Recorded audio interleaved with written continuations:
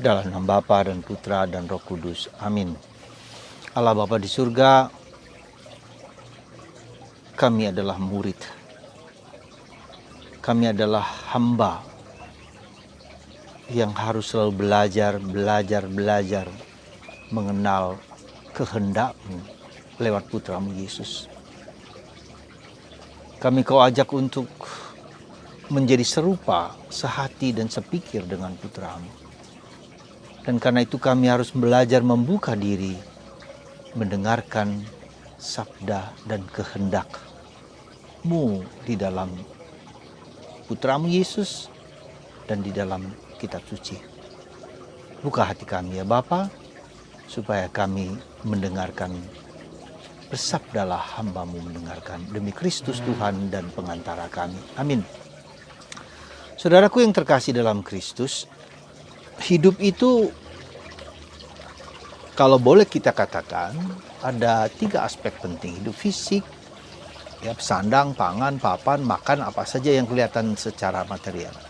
Tapi hidup psikis, ya, kebutuhan jiwa, kebutuhan emosional, kebutuhan kasih sayang, relasi yang baik, ya, psikologis, kebutuhan untuk dicintai, diterima, diakui dan seterusnya.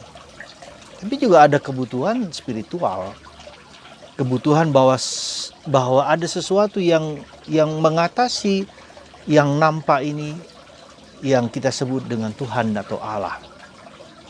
Saudaraku terkasih, dan semua dalam perspektif itu, dalam level-level itu, dalam tingkatan itu, orang harus berlatih diri gitu loh, harus berlatih. Tidak sekali jadi, karena kita menjadi manusia. Bukan sudah selesai ketika kita diciptakan, tidak, tapi menjadi. Maka aspek bukan hanya aspek kodrat, nature, tapi aspek nurture. Aspek diolah, dibina, dididik, dibentuk, dirawat, dipelihara, ditantang, dan seterusnya. Ada unsur. Dan itu menyangkut ketika level itu secara fisik, secara psikis, dan secara rohani. Nah, saudaraku terkasih, secara fisik kita tahu kita harus makan, makanan yang sehat, makanan olahraga, dan seterusnya. Secara psikis kita juga tahu punya emosi-emosi psikologis, kebutuhan-kebutuhan dasar kita sebagai manusia yang membutuhkan diterima dan diakui oleh orang lain, dan seterusnya. Nah, secara rohani juga demikian saudaraku yang terkasih, ya. Harus ada latihan mendengarkan kehendak Tuhan. Ya, latihan mendengarkan untuk menjadi serupa, semirip dengan Tuhan. Maka kita ini adalah seorang murid, seorang pembelajar yang terus-menerus belajar terus-menerus, ya. Bukan hanya sekali jadi secara rohani kita dibaptis kemudian selesai, tidak, tapi suatu proses yang terus-menerus sebagai murid. Sekali lagi kita sebagai murid, ya. Nah, maka bacaan hari Minggu ini pada tanggal 17 Januari mengajak kita untuk memperhatikan hal ini. Samuel, ya, dia diserahkan oleh orang tuanya dalam bimbingan dari Eli, ya, seorang imam, untuk dibimbing di sana. Dan dia suka berada di sinagoga, dan di situ dia mendengar suara Tuhan yang memanggil dia, dan dia tidak mengerti. Tapi Eli mengatakan sampai 3 kali bahwa bersabdalah Tuhan, hamba-Mu mendengar. Dan Tuhan kemudian berbicara kepada Samuel, mendidik Samuel, dan seterusnya. Ya, sekali lagi ini anak muda. Jadi perhatikan orang tua untuk juga memperhatikan kehidupan rohani anak kita. Bukan hanya membiarkan mereka pergi ke gereja, tapi membuka kitab suci, mengajak hidup harian mereka digali untuk mengenal, diolah, ya. Jadi bukan hanya bahan-bahan kitab suci, sabda Allah tidak hanya lewat kitab suci, tidak hanya lewat doa, tapi lewat pengalaman hidup yang diolah, diajak, dimengerti, ditafsirkan, dinilai bersama-sama dalam dialog. Ya, jadi orang tua, monggo anak-anak Anda dididik, ya, bukan hanya sekedar memberikan bahan-bahan, tapi diolah bersama-sama. Itu yang pertama. Yang kedua, juga para murid dalam Injil hari ini juga begitu. Mereka diajak, dan Yesus bertanya, apa yang kau cari? Ya. Jadi pertanyaan apa yang kamu cari? Siapa yang kamu cari? Ya, gitu kan? Lalu pertanyaan ini sangat dasar bahwa hidup manusia selalu berusaha untuk menemukan, mencari sesuatu nilai harga yang tinggi dalam hidupnya. Ya, dia tidak puas dengan apa yang ada, dia mencari terus. Maka Yesus bertanya, apa yang kalian cari? Ya, datanglah, lihatlah. Ya, lalu tinggal bersama Yesus, mengikuti Yesus dan tinggal bersama Yesus. Saudara, kita ketika dibaptis sejak bayi, ya, apakah kita mau belajar terus mencari dan menemukan Yesus yang kita imani itu?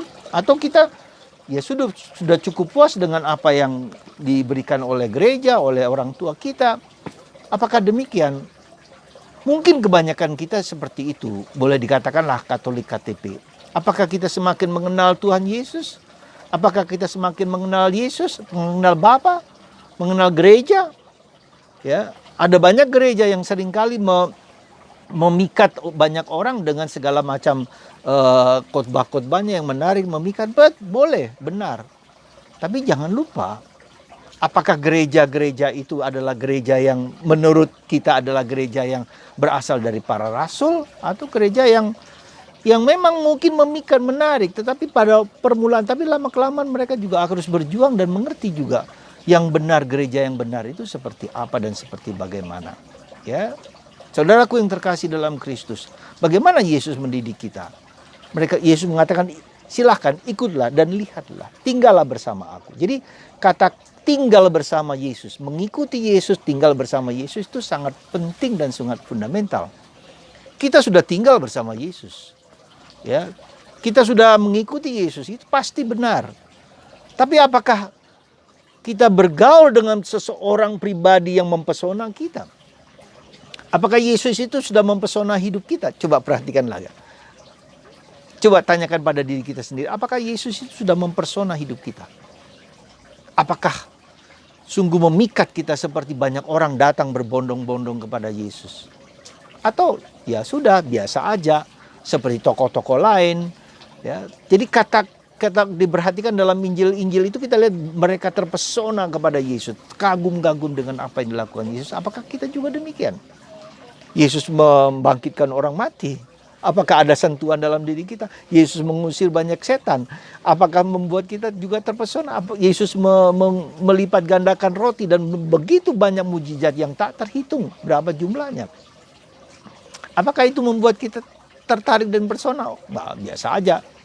Jadi sebetulnya kalau kita dengan demikian, apakah kita juga tertarik dengan membaca kitab suci, mengenal pribadi Yesus? Semoga Anda dan saya, kita murid sekali lagi saudara. Kita murid, kita perlu latihan, spiritual exercises. Ya. Sekali lagi latihan rohani ini. Ya, tidak sekali jadi. Ya.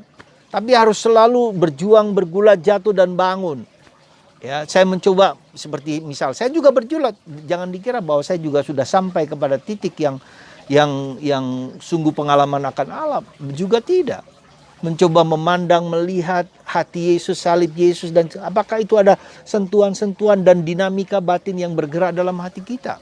Dan itu membutuhkan kepekaan, ketajaman, dan latihan. Nah, latihan itu adalah bentuk doa rosario, hening, diam, baca kitab suci, kemudian memberikan waktu 1/4 jam setiap hari. Ya, kita bertanya, berevaluasi, meragukan banyak hal. Tidak apa-apa juga. Dalam gereja Katolik orang ragu itu juga penting, seperti halnya dengan Thomas juga begitu kan. Itu sesuatu yang bagus. Tapi dalam keraguan itu kita bertanya kepada orang yang kita mengerti, seperti Samuel bertanya kepada Eli, imam yang mendidik dia. Kalau Anda punya keraguan, Anda punya ketakutan, tanyalah kepada pastor, kepada suster, kepada orang yang benar. Jangan tanya kepada orang di luar gereja Katolik, ya hancurlah. Ya, entah pada orang-orang Islam atau kepada pendeta-pendeta, ya lain perspektifnya. Jadi ketika kita mempunyai keraguan, ketika ada pastor yang bisa menjawab, oke. Ketika tidak, datang lagi kepada orang lain. Jadi sekarang ini adalah banyak sekali keraguan, ketakutan dan kecemasan, terutama anak muda.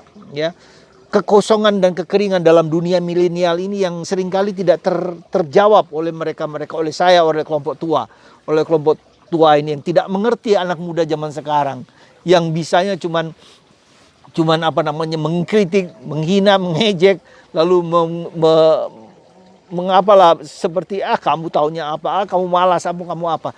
Padahal sebetulnya coba perhatikan, ketika seseorang malas, sebetulnya apa yang terjadi? Dia akan melakukan sesuatu yang dia suka. Nah, mulailah dengan itu. Misalnya anak itu suka dengan games. Yang lain-lain dia tidak peduli. Mulailah dengan masuk dengan cara itu. Jadi dengan kalau dia suka dengan bidang tersebut, masuklah di dunia itu. Orang tua jangan memaksakan pikiran dan pandangannya, ya. Seperti halnya dengan para murid. Ya, Yesus juga mengizinkan mereka untuk melihat apa yang dilakukan oleh Yesus. Dan Yesus juga mendidik mereka satu persatu dengan cara Yesus sendiri.